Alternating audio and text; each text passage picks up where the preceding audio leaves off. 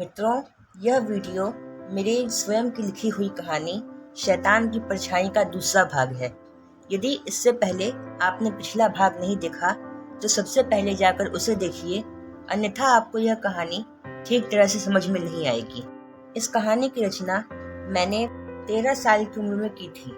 तो आइए आरंभ करते हैं। तो उस संगठन में मौजूद सभी सदस्य माया, रोहित, राहुल, राजेंद्र और मोहन उस तेंदुए को अलग अलग दिशाओं में ढूंढने की योजना बनाते हैं, क्योंकि उन्हें घंटों ढूंढने पर भी वह तेंदुआ नहीं दिखाई देता। वैसे तो जंगल बहुत घना था, लेकिन उन सभी के मन में अपने उद्देश्य को पूरा करने का जज्बा भी कायम था। तो वे एक दूसरे से तो जंगल में भ्रमण करते समय उन्हीं में से किसी एक को, जिसका नाम मोहन था, वह उस तेंदुए का शिकार हो जाता है। वह काला तेंदुआ बड़ी खामोशी से धीरे धीरे उसकी ओर बढ़ता रहता है और वही पीछे से हाथ लगाया तेंदुआ फिर अचानक उस पर जोरदार हमला कर देता है और बड़ी तेजी से छलांग लगाकर उसके ऊपर सवार हो जाता है। और तभी वह तेंदुआ पहली बार किसी की नजर में अच्छी तरह आता है। उसके शरीर का रंग पूरी तरह काला होता है, आंखें हरी होती है और किसी दूसरे तेंदुए के मुकाबले वो थोड़ा ज्यादा मोटा लगता है। वह तेंदुआ मुंह खुला रखकर उसे गुस्से से घूरता है। वह अपने जानलेवा नाखूनों से मोहन को जख्मी करने और उसके ऊपर मजबूत पकड़ बनाने की कोशिशें करता है और अपने मुंह को उसकी गर्दन तक पहुंचाकर गला घोंटकर मारने की कोशिश करता है।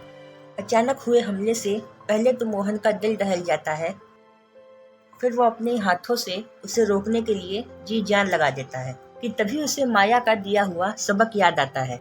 माया ने बताया था कि यदि तेंदुआ आपके ऊपर हमला कर भी दे और बचने का कोई रास्ता न हो, तो यदि आपके पास कोई हथियार हो तो उसका प्रयोग करिए। तो वह अपनी जेब से चाकू निकालता है और तेंदुए की दाहिनी आंख के ऊपर और नीचे चलाता है, जिससे तेंदुए को चोट लगती है, मगर फिर भी उसकी पकड़ जो की त्यों होती है।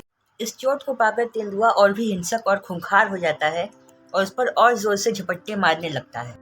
अब मोहन कुछ ही देर में मरने ही वाला होता है कि तभी तेंदुए को बहुत सारे लोगों के कदमों की ध्वनियां सुनाई देती है और अब तेंदुआ उसे छोड़कर वहां से भाग जाने में ही अपनी भलाई समझता है तथा झाड़ियों में छिपते छिपाते वहां से भाग निकलता है।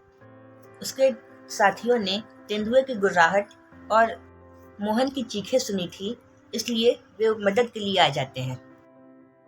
वे लोग देखते हैं कि इसके कपड़े नाखून लगने से पूरी तरह फट गए हैं और शरीर में बहुत सारा खून तेजी से बह रहा है। उसकी ऐसी हालत देख माया को उस पर दया आ जाती है। राजेंद्र अपना आपा खो देता है। वही मोहन के मुंह से किसी तरह ध्वनि निकलती है और वो कुछ कहना चाहता है। वे लोग उसे ध्यान से सुनते हैं। वह बताता है कि जिस तेंदुए को तुम लोग ढूंढ रहे हो वो कोई मामूली तेंदुआ नहीं है। मेरी दादी माँ मुझसे हमेशा कहा करती थी कि काले रंग के तेंदुए हमेशा अपने साथ कोई जादुई ताकत लेकर पैदा होते हैं, और उस तेंदुए में भी कोई ऐसी ताकत है, वो जहाँ चाहे वहाँ चला जा सकता है, गायब हो सकता है, जिसे चाहे उसे ही नजर आता है और ऐसे किसी को नजर नहीं आ सकता। तुम सबकी भलाई इसी में है कि यहाँ से लौट जाओ, नहीं तो एक एक करके तुम सब मारे जाओगे। यह सुनने के बाद राहुल बोलता है, यह सब अंधविश्वास है और वो तेंदुआ बस कैमोफ्लेज हो जाता है। और सिर्फ एक तेंदुए में ही नहीं, बल्कि हर एक जंगली जानवर में खुद को अपने आसपास के माहौल में छुपाने की काबिलियत होती है। इस वजह से वो तेंदुआ हमें दिखाई नहीं देता और इसमें कोई जादुई ताकत है, ऐसा तो नहीं है, मैं नहीं मानता। तभी राजेंद्र बोलता है कि ये समय तर्क करने का नहीं है, बल्कि इसकी जान मुसीबत में है, तो अब हमें इसे बचाना ही होगा। इसके लिए चलो टेंट लगाते हैं, उसके अंदर ही इसका उपचार करेंगे। फिर वे लोग उसी जगह पर टेंट लगाना शुरू कर देते हैं और जैसे ही टेंट बनकर तैयार होता है, तभी वो लोग उसे भी टेंट में ले जाने लगते हैं। परंतु तभी पता चलता है कि वक्त पर इलाज न मिलने की वजह से मोहन के प्राण अब निकल चुके हैं। यह सुनकर राजेंद्र पूरी तरह अपना आपा खो देता है और उसकी लाश से लिपट कर रोने लगता है। वह उसे उठाने की कोशिश करता है क्योंकि वे दोनों पहले बहुत अच्छे मित्र थे। लेकिन यह सब करने का कोई लाभ नहीं होता क्योंकि मरा हुआ व्यक्ति कभी लौट के नहीं आता और उसने जो अपने आखिरी शब्द कहे थे उसकी वजह से पूरी टीम डर जाती है। वे सभी लोग भय से कांप उठते हैं कि तभी माया को एक तरकीब सूझती है। वह इस कार्य में अपने उद्देश्य में सफलता हासिल करने के लिए अपने लोगों को अपनी योजना बताती है, जिसे सुनकर वे लोग मान जाते हैं। योजना यह थी कि वे लोग मोहन की लाश को जंगल में कहीं भी रख देते हैं और बगल में किसी पेड़ पर कैमरा छुपा देते हैं ताकि जब भी वह तेंदुआ उसे खाने के लिए आए तब वे लोग फोटो खींच सकें। उस समय रात में 8:55 हो रहे होते हैं। पूरे जंगल में घनघोर अंधकार छाया हुआ होता है तथा वे लोग मॉनिटर पर देख रहे होते हैं और उस तेंदुए की प्रतीक्षा कर रहे होते हैं। तभी जम्हाई लेते हुए राजेंद्र कहता है, वो तेंदुआ आएगा भी या नहीं? रात बहुत हो चुकी है, मुझे नींद आ रही है। यह सुनकर रोहित कहता है कि धैर्य रखो, वो अवश्य आएगा। किंतु तभी जंगल में लगा वो कैमरा टूटकर गिर जाता है और स्क्रीन ऑफ हो जाती है। सभी हैरान हो जाते हैं कि इस पर अचानक अंधेरा क्यों छा गया। रोहित कहता है, लगता है कोई चीज़ इस कैमरे से टकराई है। मैं बाहर जाकर इसे ले आता हूँ, फिर इसकी जांच करूँगा। ये कहकर वो अपनी मशाल उठाता है और निकल पड़ता है, किंतु उसे लौटने में काफ़ी देर हो जाती है। 20 मिनट बाद भी वह लौट कर नहीं आता। टीम को उसकी चिंता होने लगती है।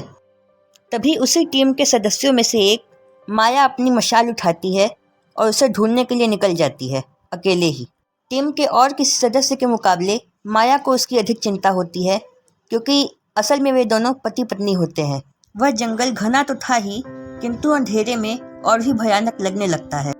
सियार जैसे जीवों की ध्वनियाँ उसे सुनाई देने लगती है, जो माहौल को और भी डरावना बना देती है। साथ ही रात के समय जंगल में सांप, बिच्छू, शेर, चीते जैसे जीव और भी अधिक जंगल में मंडराने लगते हैं। किंतु और भी अधिक जो इस जंगल को भयानक बना रहा था वो ये कि माया ने अपने ही टीम के सदस्य मोहन को अपनी आंखों के सामने मरते हुए देखा था, तो उसे बार बार उसके होने का एहसास होता रहता है। आप स्वयं ही कल्पना करके देखिए कि यदि आपने किसी को अपनी आंखों के सामने मरते हुए देखा हो और फिर आपको एक अंधेरी जगह पर छोड़ दिया जाए तो क्या आपको कुछ अजीब ख्याल नहीं आएंगे? तो वैसा ही माया को भी लग रहा था। वह बेचारी इन्हीं सब चीज़ों से घबराए हुए अपने पति की तलाश में जंगल में भटक रही होती है कि तभी उसे जंगल में दूर कहीं झाड़ियों में 2 सितारे चमकते हुए मिलते हैं। असल में वे सितारे नहीं बल्कि उस खतरनाक मायावी आदमखोर काले तेंदुए की आंखें होती है। शिकार सामने देखकर ललचाया हुआ वह तेंदुआ बिना क्षण भर भी समय गवाए सीधा आक्रमण करता है।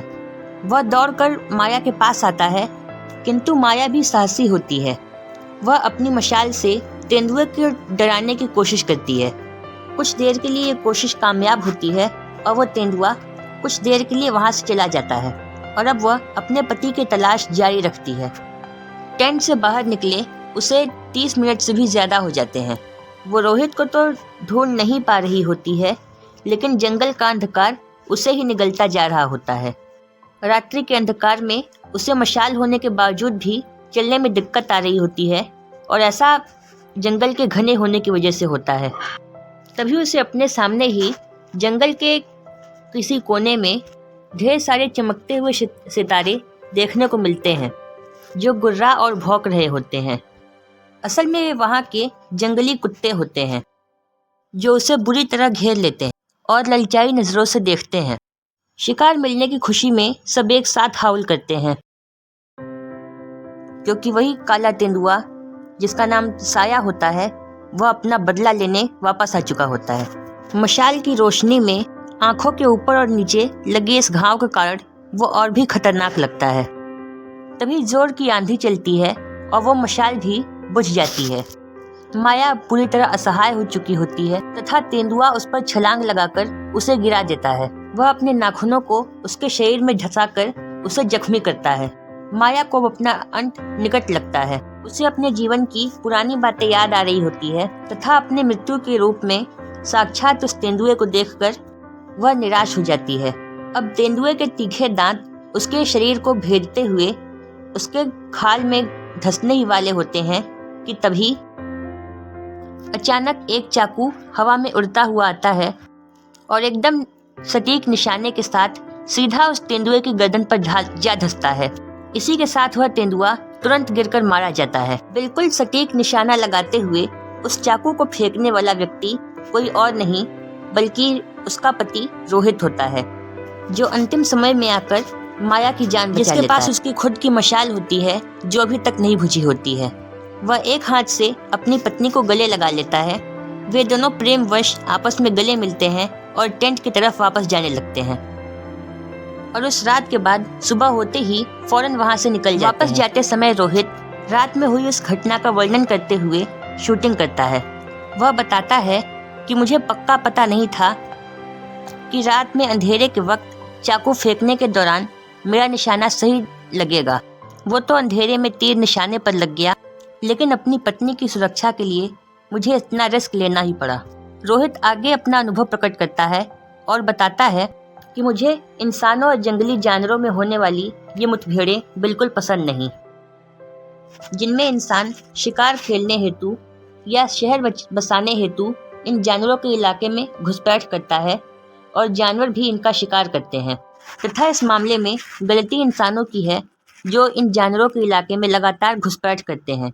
कभी शहर बसाने के लिए जंगलों की कटाई करते हैं तो कभी नाखून, दांत एवं खाल बेचने के लिए इनका शिकार करते हैं। जंगल ही इन जानवरों का असली घर है तथा हमें इन्हें शांति से वहीं जीने देना चाहिए तथा इन मुठभेड़ों से बचने के लिए हमें जंगली इलाकों में बढ़ोतरी करनी चाहिए। इसके लिए प्रतिदिन पेड़ लगाने चाहिए। इन जानवरों के इलाके में दखल अंदाजी नहीं करनी चाहिए ताकि इंसान और जानवर दोनों ही सुखी जीवन जी सके।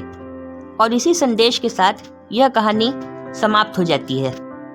ऐसे ही मेरी लिखी हुई और भी कहानियाँ सुनने के लिए मेरे चैनल को सब्सक्राइब करें। धन्यवाद। नमस्कार।